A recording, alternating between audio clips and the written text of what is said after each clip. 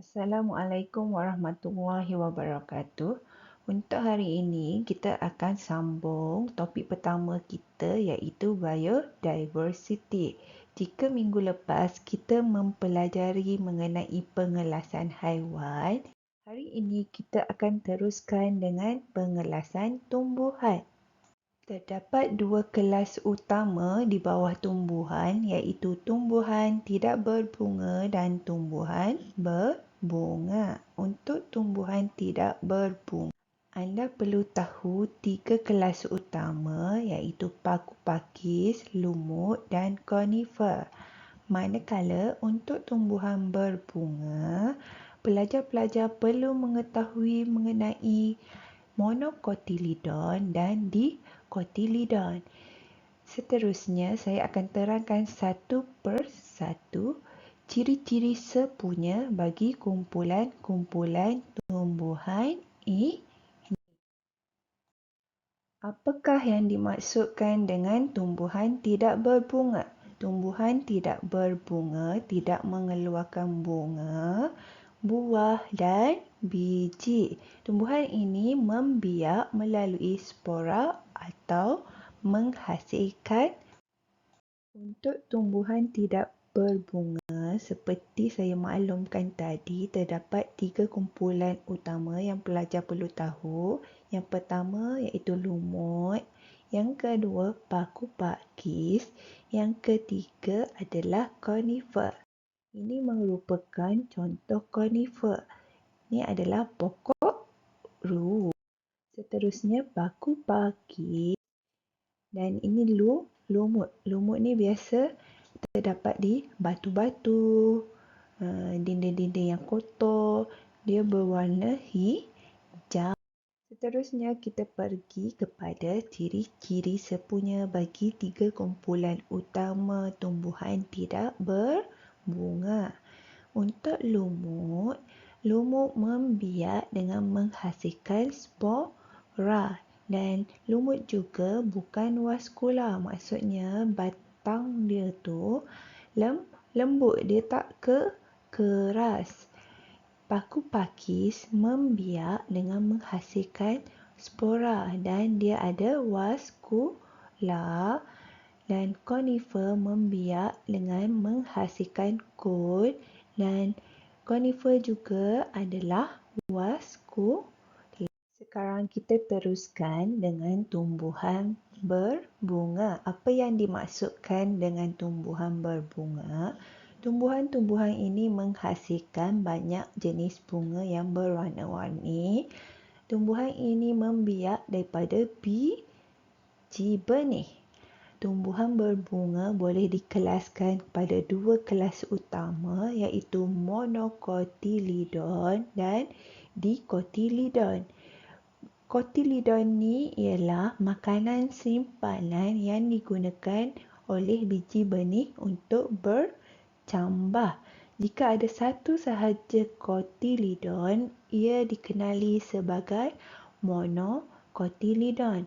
Manakala biji benih yang mempunyai sepasang cotyledon dikenali sebagai dicotyledon.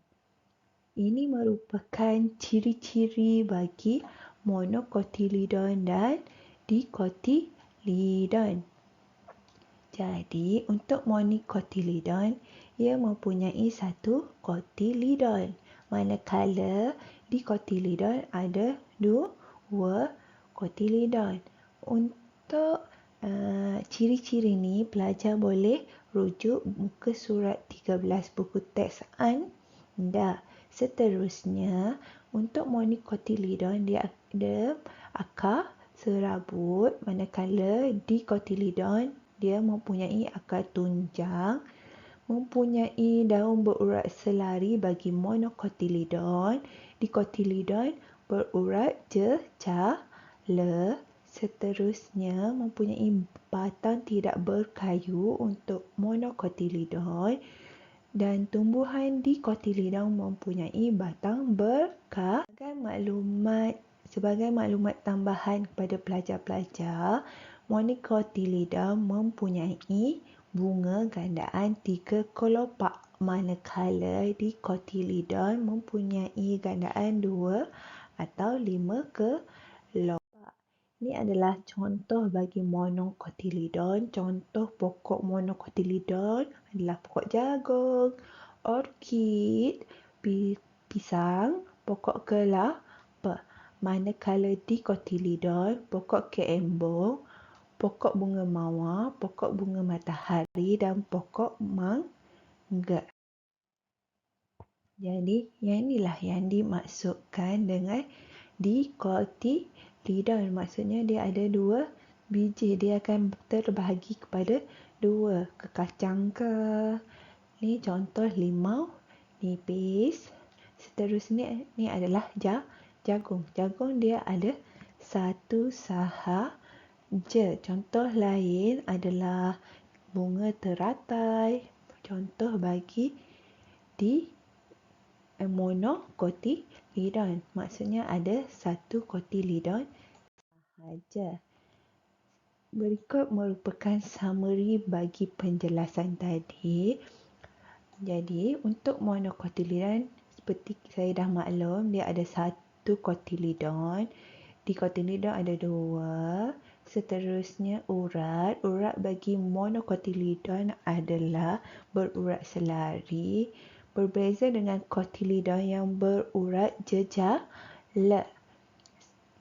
Berikut merupakan akar bagi monokotilidon iaitu akar serabut, manakala dikotilidon berakar tunjang. Akar serabut maksudnya bila kita tarik tu akar dia banyak, kita boleh nampak banyak. Akar tunjang ni dia ada satu je, macam dia tak berapa serabut berbanding dengan monokotilidon ini. Monokotilidon ni merupakan tambahan bagi anda. Berkas dia, maksudnya tapak dia, berkas dia berselerak, dalam keadaan berselerak, manakala berkas untuk dikotilidon adalah berkeadaan bulatan. Monokotilidon batangnya adalah batang lembut. Ini adalah contohnya adalah pokok pisang. Seterusnya batang berkayu. Contoh bagi kotilidon.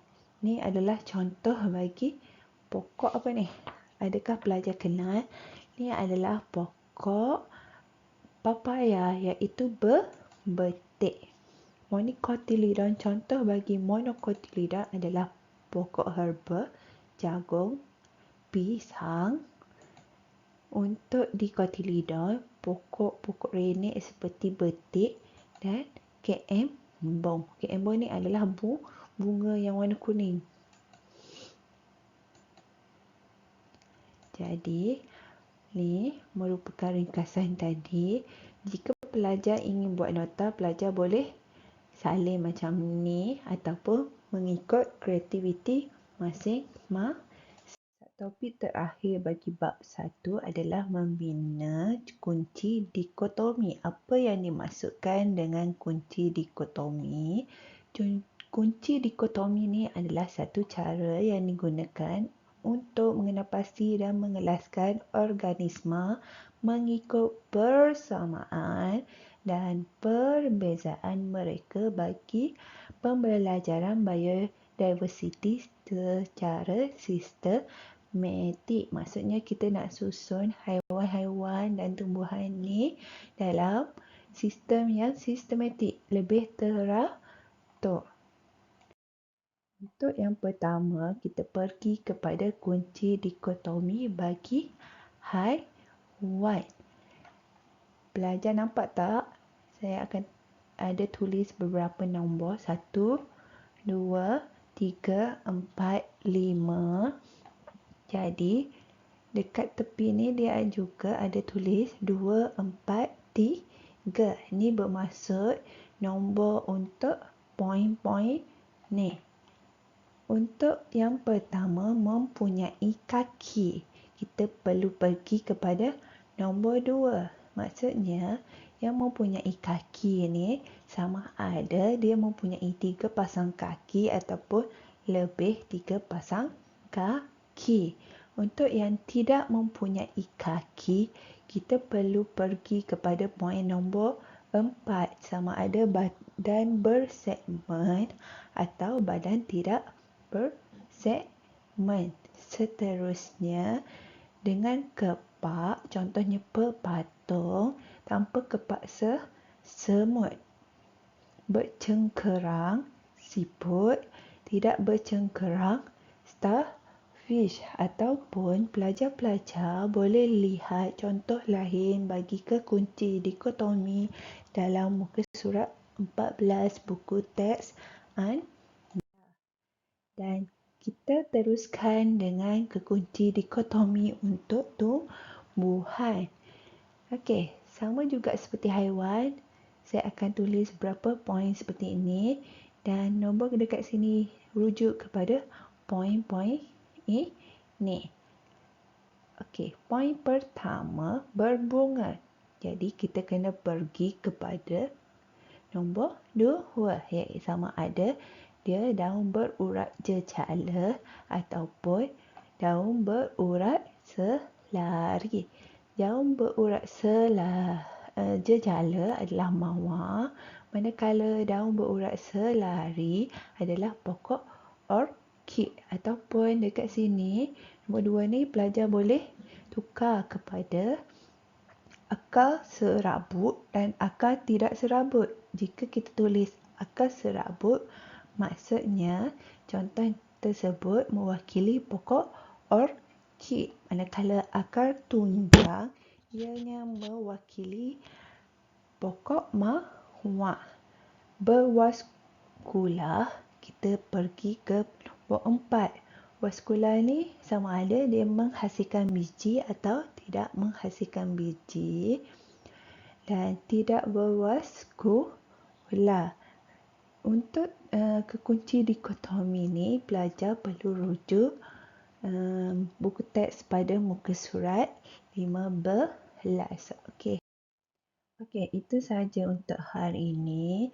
Untuk kehadiran pada kelas hari ini, awak semua perlu menjawab Google Form seperti link yang diberi. Untuk makluman pelajar, jika view di YouTube tidak melebihi 30 view untuk video ni, saya akan teruskan kelas akan datang dengan Google Meet. Okey, sekian, terima kasih. Jumpa lagi minggu hadapan. Assalamualaikum. Bye-bye.